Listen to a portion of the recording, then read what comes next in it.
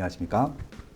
네, 오늘 빠세 초대석 아마 이 시장을 가장 정확히 진단하고 계시고 가장 정확한 또 제안들을 해주실 거라고 믿어 의심치 않는 투미부동산 김재경 소장님 오셨습니다. 안녕하세요. 네, 반갑습니다. 부동산 주치 김재경 소장입니다. 네, 이번 주 가져오신 첫 번째 주제가 어떤 겁니까? 윤석열 부동산 정책으로서 이제 본격적인 내용이 나왔었어요. 그렇죠. 바로 8.16 부동산 대책인데 네. 그 내용에 대해서 한번 설명해 볼까 합니다. 왜냐면 이전에도 뭐 각종 세제 개편안이라든가 양도세 일식 2주택을 좀 완화해 준다든가 대출 규제 좀 바꿔준다든가 이런 사항들은 뭐 자잘하게 있었었지만 부동산 대책이라고 말할 만한 것들은 그렇죠. 없었었잖아요. 네. 근데 그게 이제 본격적으로 나와서 많은 분들이 기대를 했었거든요. 네. 더군다나 이번 8.16 부동산 대책은 민간 합동 부동산 TF도 막 꾸리고 하면서 정말 오랫동안 끌었었잖아요. 네. 제가 타이틀을 신속통합기획 10만호 재개발 예정지가 뜬다 이렇게 준비해 보았어요. 이 내용이 일단 어디서 나왔었냐? 8.16 부동산 대책이에요. 네. 근데 8.16 부동산 대책 자체는 정말 여러 내용들이 있긴 한데 네. 신통기획 얘기를 하기 앞서서 빠숑님한테 먼저 한번 질문 드려볼게요. 네. 8.16 부동산 대책 어떻게 보셨나요? 네, 잘 봤습니다. 네. 뭐 저도 이제 제 방송을 통해서 라이브로 말씀을 드렸는데 결론부터 말씀드리면은 지난번에 이제 6월달, 7월달에 한번 발표를 하셨어요. 8월달에 대책을 발표하겠다고 그때 예고를 하셨는데 이번에는 예고편이 1시간이 됐어요. 그래서 이제 이거 본 내용이 언제 나오지 하다가 끝났어요. 그냥. 솔직히 읽을 거는 많은데 그래서 남는 게 뭐가 있지? 다들 맹탕 정책이다. 그래서 뭐 언론에서라든지 많은 부동산 전문가분들도 내용이 없다라고들 얘기를 하잖아요. 당장 재건축 초과이익 환수제도 뭐 9월 달에 하겠다. 뭐 어떤 거는 연말에 하겠다. 특히 일기 신도시는 진짜 요즘 그것 때문에 난리인데 2024년도 얘기 나오고 일기 신도시도 좀 따로 짚어주셔야 돼요. 네. 아니, 일기 신도시는 또 안 그래도 너무 심각해서 2편으로 따로 한번 알겠습니다. 준비해 보았고요. 오늘 이 편도 기대가 많이 되네요. 8.16 부동산 대책 자체는 많은 분들이 이걸 얘기한다 하더라도 뭐 내용 할 만한 게 있어? 라고도 생각할 거예요. 그래도 제가 여기서 좀 유의미한 사항들이 몇 가지 있어서 아, 그렇습니까? 정비사업 전문가로서 네. 1편, 2편 나눠서 한번 얘기해 보려고 합니다.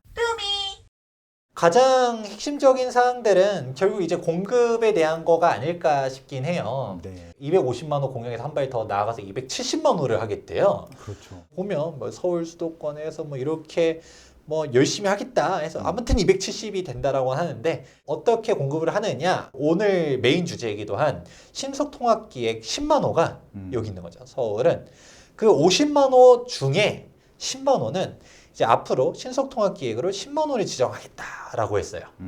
보통 뉴타운 이렇게 말하는데 이 뉴타운이 진짜 작은 뉴타운은 이제 왕십리 뉴타운 3개밖에 안 되니까. 같은 경우는 3개 구역에 다 합쳐봤자 네. 5,600세대, 5,600 6,000세대가 좀 안 되죠. 또 조금 크다고 하면 뭐 진짜 큰 애들이 2만 세대 되는 넘어가는 애들도 있긴 하지만 네. 일반적으로는 통상 한 8,000에서 13,000 사이가 일반적입니다. 네. 뉴타운을 9개 정도를 지정한다는 얘기가 되는 거고요. 그러네요. 네. 재개발이 이제 구역마다 진짜 몇백 세대짜리 조그만한 재개발도 있긴 하지만 일반적으로 한 1,000세대에서 2,000세대 정도가 일반적이거든요. 그렇죠. 그러면 일반 재개발 지역은 한 50개에서 100개 정도를 지정하겠다라는 의미예요. 네. 재개발 지역을 극단적으로 거의 100개 지정하겠다라고?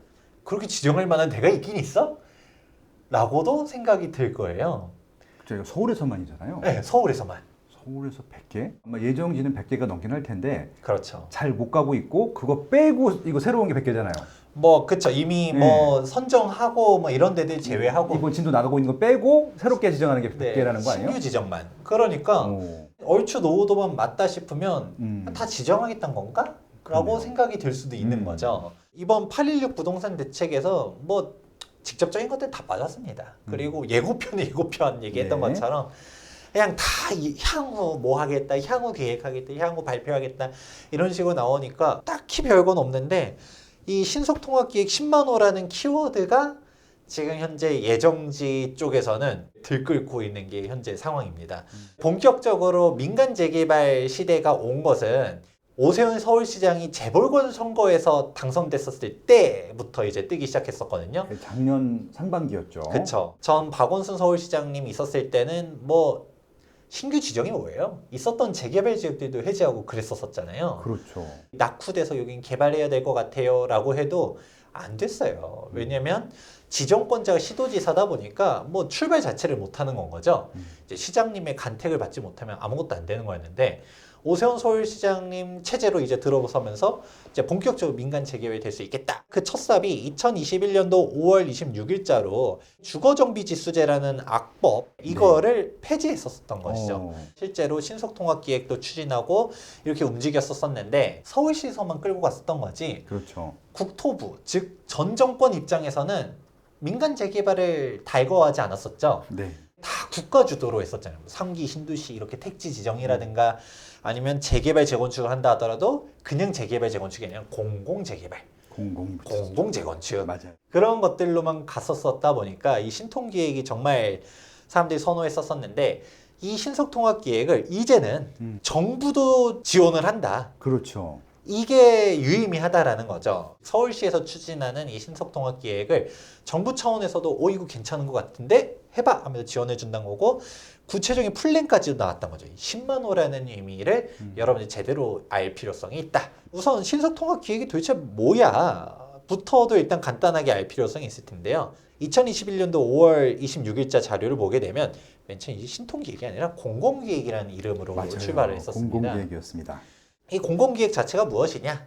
그냥 뭐 네이밍만 그렇게 한 거지 뭐 색다를 게 아니라 그냥 기존에 있는 민간 재개발을 지정해 주는 건데 기존에는 뭐 절차가 이래저래 오래 걸리던 거를 조금 시에서 지원해줘서 빨리빨리 정비구역 지정할 수 있도록 공공에서 밀어주겠다라는 차원에서 공공기획이었는데 공공재개발, 공공재건축 막 이런 것들 때문에 막 주민들이 반대하고 뭐하고 하니까 약간 공공재에 대한 이미지가 주민들 입장에 하도 안 좋아지니까 너무 이게 아이러니 어떻게 공공이면 좋아야 되는데 공공자만 붙으면 인기가 팍 떨어져. 아 그렇죠. 야, 이런 아이러니한 상황이 지난 5년 동안 있었었죠. 우리 민간 재개발인데 공공 재개발인 줄 알고 착각할까봐 이름을 바꿨습니다. 신속통합기획으로 갔다가 이름을 바꿨어요. 네. 그래서 일명 신통기획 이렇게 된 건데 이 신통기획 같은 경우도 첫 번째 후보지 발표가 2021년도 12월 28일자 하면서 21곳을 딱 지정하고 그렇게 출발을 했었거든요. 그러네요. 구별로.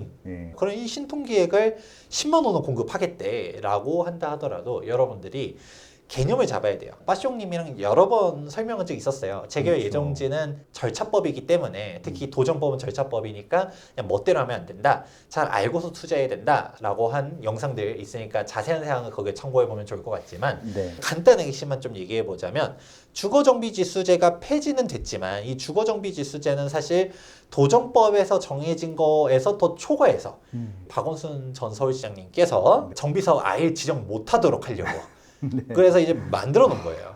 이 주거정비지수제가 폐지됐다 하더라도 법적인 요건은 남아있다. 가장 중요한 게 필수 항목에서 구역면적 1만 제곱미터도 있지만 노후동수 3분의 2 이상 즉 66.7% 이상의 노후도를 충족해야 된다라는 부분 그리고 이제 연면적 노후도, 접도율, 과소필지, 호수밀도 이거는 선택사항 4개 중 하나를 만족하면 재개발 지정 요건이 된다라는 거지. 그렇죠. 지정 자체는 이제 서울시장 마음이다. 도시 및 주거환경정비법 시행령 7조를 보게 되면 이 간택이 필요합니다. 시장, 필요하다. 네. 그리고 도지사, 네. 그리고 자치구청장 뭐 이런 식으로 해가지고 정비계획을 입안할 수 있는 그런 사항들 지정권자가 시도지사다라고 이해하면 좋을 것 같고요. 지정을 하려고 했었을 때 이제 서울시도 조례가 따로 있습니다. 들어가기 앞서서 일단은 도시 및 주거환경정비법 시행령 별표 1을 보게 되면 얘가 아까 말했었던 3분의 2에 대한 사항 네. 이게 여기 지정돼 있다라는 걸 한번 참고해 보면 좋을 것 같고 네.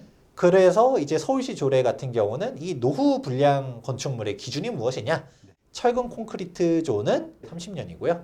연차에 따라서 대부분 30년 그리고 공동주택 외는 30년 그리고 감옥 외 기와조, 벽돌조 이런 애들은 20년이라고 보면 됩니다. 일전에도 설명드린 적 있었을 거예요. 뭐 부동산 플래닛 얘기하면서 맞아요. 연차를 갖다가 저는 19년 차 이하로 소트를 한다. 19년 차 이하는 죽었다 깨나도 노후를 미충족한 애들이기 때문에 네. 걔네들로 한번 봐야 되고 부동산 플래닝 말고도 요즘은 또 새로운 사이트도 많이 나와 있어요. 그렇죠. 좀 더 자세한 것들도 있긴 하지만 네. 근데 직관적으로 보기 편한 건 아직도 부동산 플래닛이라고 저는 생각해요. 네네. 근데 부동산 플래닛에서 얼추 노후동수 3분의 1을 충족한 것 같아도 최신 반영이 안 돼 있는 경우들도 있기 때문에 맞아요. 그게 또 완벽한 것은 아니기 때문에. 네. 그래서 신축 빌라들이 또 지어지고 있는지를 항상 보셔야 된다라고 얘기를 해드렸었죠. 아, 근데 이제는 참 어려워요. 이 정비 사업들 예정지들이 이제 막 뜬다라고 막연하게만 말하기 어려운 게 네. 새로운 정비 사업 모델들이 있어요. 네. 모아주택도 등장을 했는데 음. 일전에도 뭐 자세하게 모아주택 관련 설명한 적은 있었지만 딱 모아주택은 제가 그렇게 설명했었습니다. 결론은 모아주택은 가로주택을 모아서 만든 게 모아주택인데 맞아요. 가로주택이라는 게 뭐냐면 가로, 즉 길을 그대로 냅둔 상태에서 그렇게 블록 단위로만 아파트를 올리는 건데 즉 나홀로 아파트들을 양산하는 게 되는 거죠. 네. 근데 그 나홀로 아파트만 나오니까 뭐 약간 시공사랑 계약할 때도 조금 뭐 경쟁력도 떨어지고 그리고 또 사람들이 대단지 아파트가 안 되니까 좀 안 좋고 뭐 커뮤니티 시설도 좀 부족하고 무엇보다 사람들이 대단지를 선호하는데 소규모로 가다 보니까 무엇보다 주변은 사실 빌라 지역 그대로면 주거 환경이 떨어지잖아요. 그렇다 보니까 가로주택을 모으겠다라고 했었지만 이 모아주택은 재개발의 하위 호환이다라고 설명드렸어요. 보면 뭔가 많아 보여도 길들을 그대로 냅두는 거예요. 그러면 우리가 요즘은 차 없는 단지들이 대부분이잖아요. 네. 단지 내에 차가 못 들어가는데 여기는 뭐 자동차들이 그냥 왔다 갔다 이렇게 다니면 겉에서 봤을 때는 하나의 대단지인 것 같지만 실질적으로는 약간 좀 쪼개져 있고 지하 주차장을 통합하겠다라고 하는데 이 가로주택 정비 사업의 장점이 다른 지역들은 지연돼도 구역만 빨리 가고 4구역만 빨리 가고 나머지는 나중에 입주하고 이게 될 수가 있는데 지하 주차장 통합하려면 제가 안 그래도 건축 전공하시는 분들이랑 좀 얘기를 해보니까 동시에 가지 않으면 솔직히 어렵대요. 그냥 재개발로 차에 지정하지 이게 뭐 하는 거냐 라는 것도 조금 있고 네네. 그리고 설령 이게 통합한다 해도 음. 저는 그 생각은 못 해봤는데 이게 싸울 수도 있다 하더라고요. 지하 주차장이 다 이렇게 연결돼 있으면 일단은 표면적으로는 같아 보여도 남남이잖아요. 어떻게 따지면 그렇죠. 관리비도 관리비고 커뮤니티를 합친다라고 하면 또 지하 주차장 합쳐져 있으면 나는 요쪽 동에 있는 A 동에 있는 사람인데 주차장을 막 부족하면 B에다가 막 다 주차해 놓고 맞아요. 나중에 연결돼 있어 다 차단막 우리들끼리 다 걸어 잠그고 그러지는 않을까? 막 이런 얘기들도 하더라고요. 아예 같은 단지는 또 아니니까. 네. 이런 문제는 어떻게 할 거냐. 저는 그래서 그렇게 얘기해요. 노후도가 명확하게 맞춘 데들은 재개발로 가야 되지 모아주택으로 가는 거는 약간 차선택이다라고 생각을 했는데 노후도가 일반 재개발로 가도 되는데 모아주택 가는 애들이 생각보다 많아요. 뭐 하는 건지 약간 싶은 게 바로 모아주택인데요. 예. 근데 이 모아주택이 난리 나는 이유가 크게 두 가지가 있습니다. 어떤 거죠? 가장 첫 번째는 노후도예요. 도정법 자체에서도 3분의 2 이상을 맞춰야 된다는 얘기 했었잖아요. 3분의 2. 그래서 66.7%를 맞춰야지 이 노후동수 충족했을 때 재개발이 갈 수 있다라고 했는데 모아주택은 낮습니다. 서울특별시 빈집 및 소규모 주택 정비에 관한 조례 3조를 보게 되면 노후 불량 건축물은 해당 전체 건축물 수의 57% 이상으로 한다라고 돼 있어요. 그러니까 훨씬 낮죠? 이게 조례상으로 줄일 수 있는 최대치까지 줄인 거예요. 아, 그렇구나. 이게. 예, 일단 과반수는 넘는. 네. 예, 과반수는 넘으면 되는 네, 그 정도 네. 의미로 보면 되겠네요. 근데 이 57% 때문에 일반 재개발로는 노후도가 깨진 곳들이 있어요. 신축 빌라가 들어서서 깨진 곳들도 모아주택으로는 갈 수가 있네? 라고 하는 부분이 1번. 그리고 두 번째는 노후 불량 건축물에 대한 기준도 다릅니다. 아까 철근 콘크리트 존은 30년, 그 외는 20년이라고 했는데 모아주택, 정확하게는 가로주택 정비사업 같은 경우는 그냥 20년만 넘어가면 노후동수를 충족한 걸로 봐요. 아무래도 일반적인 재개발보다는 모아주택에 대한 지정 요건이 훨씬 더 낮은 거죠. 그러니까 모아주택 떠드는 이유가 하나가 있는데 네. 제가 두 개가 있다는 얘기했잖아요. 하나가 더 있어요. 또 있어요. 근데 사실 이게 저는 개인적으로 정말 큰 문제라고 보고 있거든요. 권리 산정 기준일 때문입니다. 재개발의 이걸 이런 표현을 써도 되는지 모르겠는데 됩니다. 네. 만악의 근원이 신축 빌라예요. 만악의 근원이 신축 빌라다. 네, 정비 사업을 망치는 주범이 신축 네. 빌라인데 이 신축 빌라가 정비 사업을 망치는 첫 번째는 일단 노후도를 깨부숴요. 신축 빌라 업자들이 막 자꾸 지어버리니까 노후도 비율을 깎아먹는 부분들이 1번이고요. 두 번째는 사업성을 낮춰버려요. 그래서 이게 문제점들이 많은데 그런데 이 신축 빌라들이 더 이상 못 짓게 하는 기준이 있습니다. 바로 그게 권리 산정 기준일이에요. 그래서 도시 및 주거환경정비법 77조를 보게 되면 시도지사가 네. 여기 아예 명시돼 있으면 투기를 억제하기 위하여 네. 따로 정하는 날을 이제 건축물을 분양받을 수 있는 권리를 산정한다 해서 권리 산정 기준일이 조금 용어가 어려서 그렇지 권리를 산정하는 기준일, 즉 입주권을 주는 기준 시점이라고 보면 좋습니다. 그래서 그날 이 권리 산정 기준 이후로 쪼갠 사람들은 입주권을 안 준다. 너는 비경제적인 신축행위 혹은 쪼개기를 해가지고 그냥 사업성을 낮추는 나쁜 사람들이야 라고 정한 날이거든요. 신축 빌라 입주권 관련해서는 저희 투미TV에서도 한번 쫙 정리한 적도 있긴 하지만 근데 간단하게 얘기하면 기본계획 수립일 2010년 7월 15일자로 갔다가 전이면 구조례 이후는 신조례라고 일명 얘기를 해요. 그래서 구조례 같은 경우는 2008년 7월 30일 전까지 건축 허가를 받거나 아니면 그 이후라 하더라도 최소 주거 면적 이상이면 입주권이 나옵니다. 근데 신조례 같은 경우는 그냥 얄짤 없습니다. 권리 산정 기준일 전에 무조건 지어져야 돼요. 그 이후로 지어진 신축 빌라들은 입주권이 안 준다라고 할 수 있는데 그러면 이 권리 산정 기준이라는 거는 각 대책 때마다 발표된 것들이 하나씩 있어요. 신속통합기획 같은 경우 1차 신통기획은 2021년도 9월 23일로 발표가 되었었는데 근데 제일 중요한 거는 이겁니다.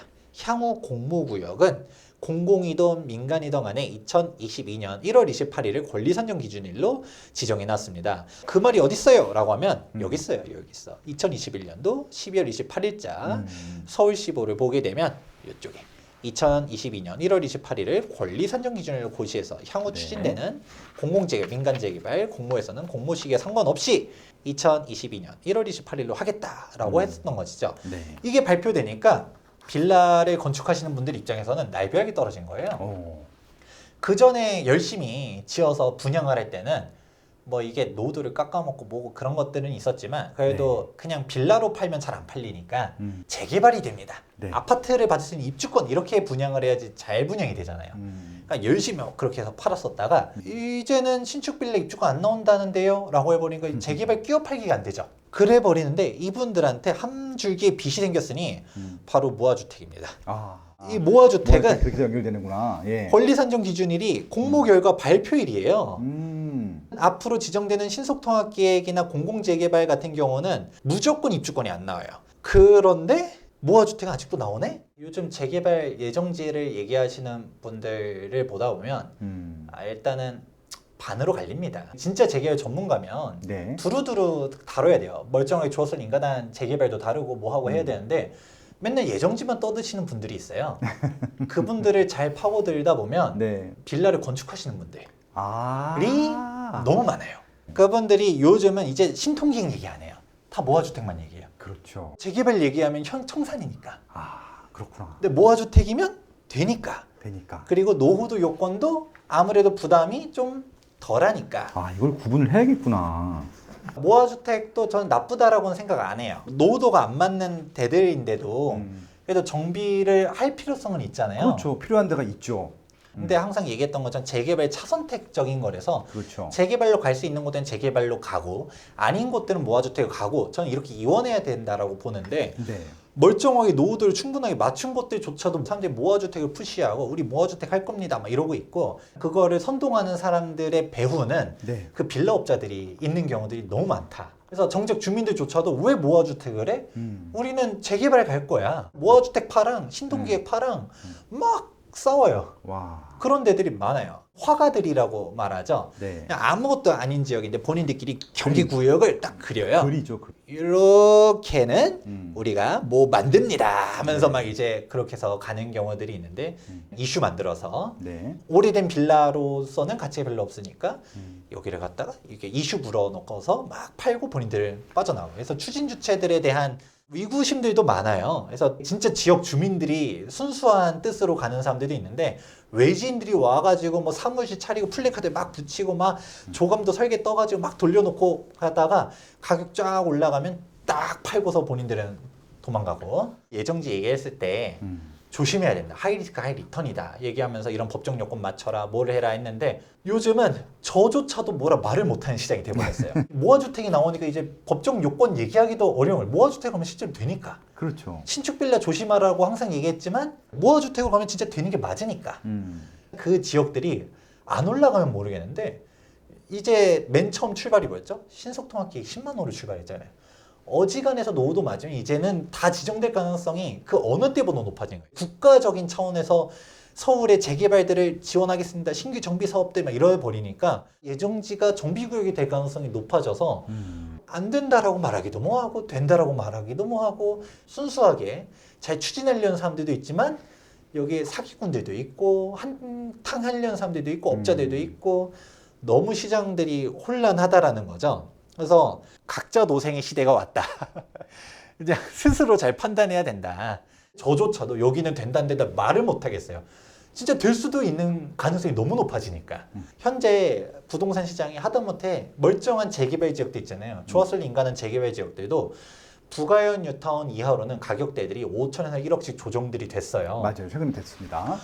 좋았을 인간한 재개발들은 조정이 되는데 예정지는 다 올라가고 있어요. 노후도 좀 맞췄다, 좀 여기 될 것 같다 싶은 데는 막 1, 2억씩 뛰었고요. 노후도도 안 맞는 것 같은데 제가 봤을 땐 쟤는 좀 이상한데 하는 데들도 네.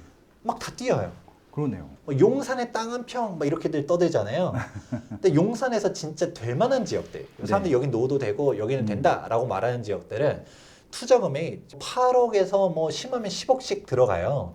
와. 용산에서 뭐 3억 투자 막 얘기하던 데들은 보면 해방촌, 뭐 후암동에서도 서우암이 아니라 동우암. 서우암도 지금 언제 될지 모르겠는데 네. 동우암은 사실 저는 많이 어렵다라고 개인적으로 생각합니다. 근데 걔네들도 이 가격대들이 막 1억씩 다 뛰었어요. 용산 정비장 발표되고서 이 시장이 정말 위험하다. 이 모아주택도 계속적으로 공모해서 발표되고 선정된 곳들 가격대들 몇 천에서 억 단위로 다 뛰었고 2차 공공재개발 발표가 떴어요. 오.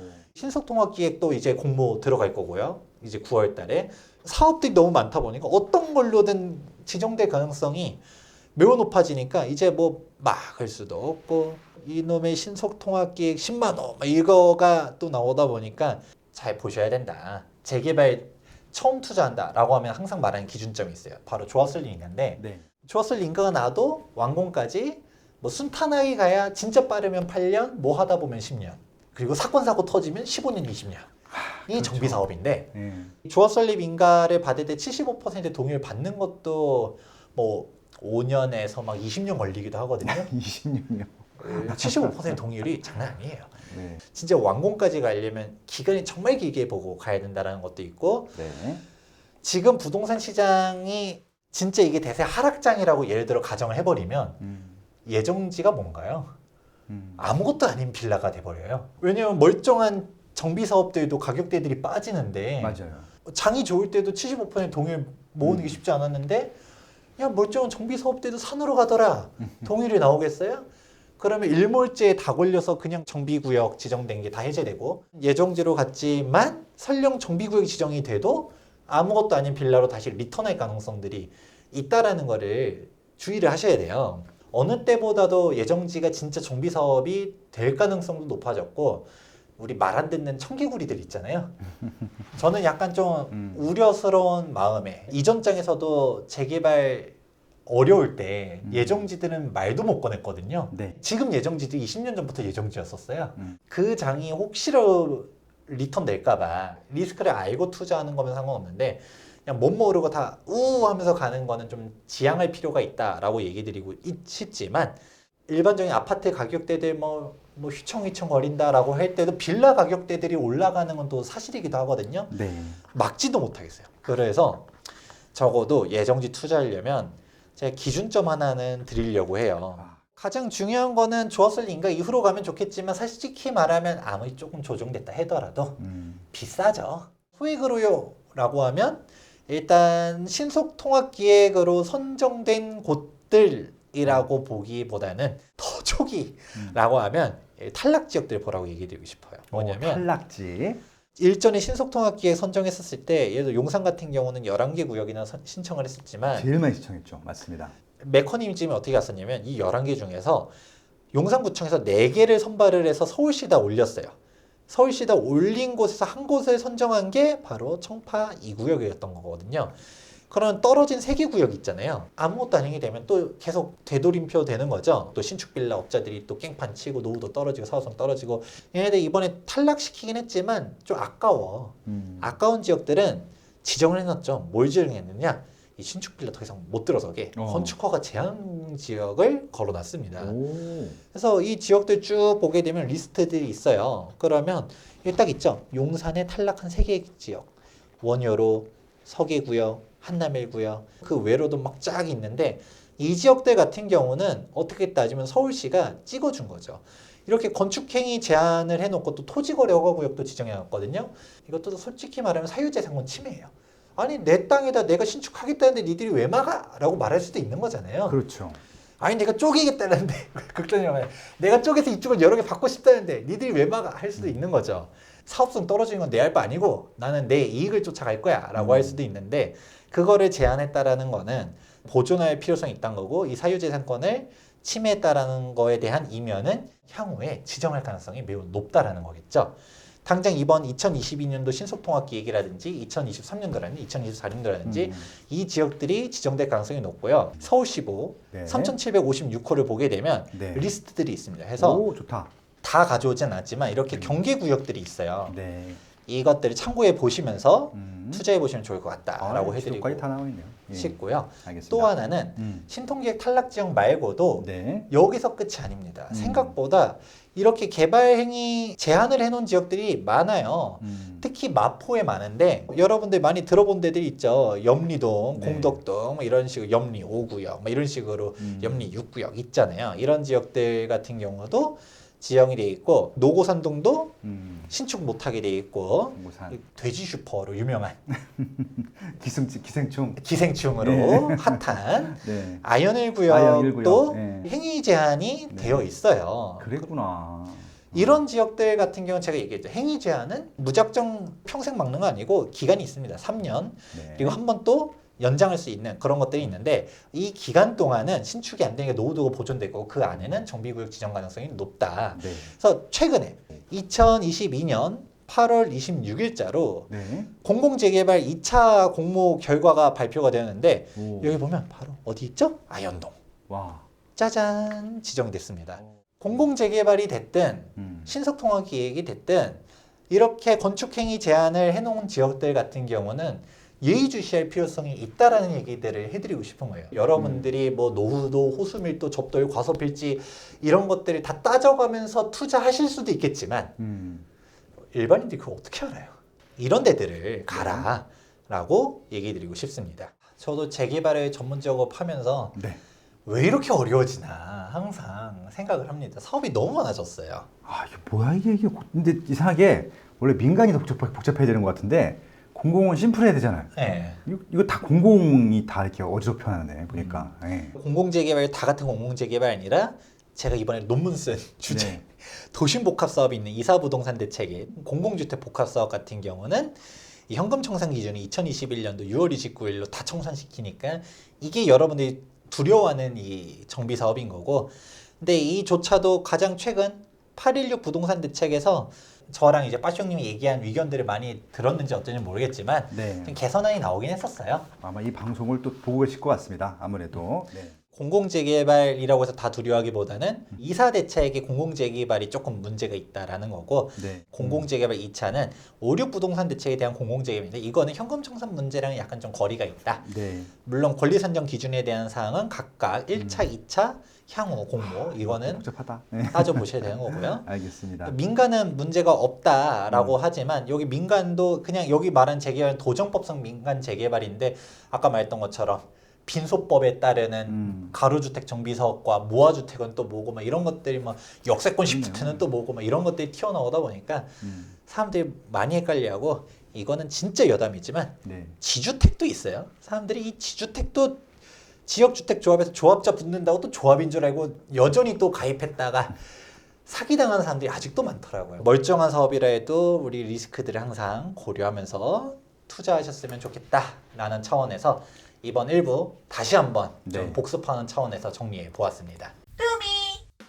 2부는 어떤 내용이었죠? 816 부동산 대책에서 또 유의미한 사항이 하나 더 있습니다. 그렇죠. 그리고 요즘 정말 핫한 일기 신도시 어떻게 가느냐 네. 이 주제를 가지고서 2부는 재건축을 기점으로 한번 설명해 보도록 하겠습니다. 고맙습니다.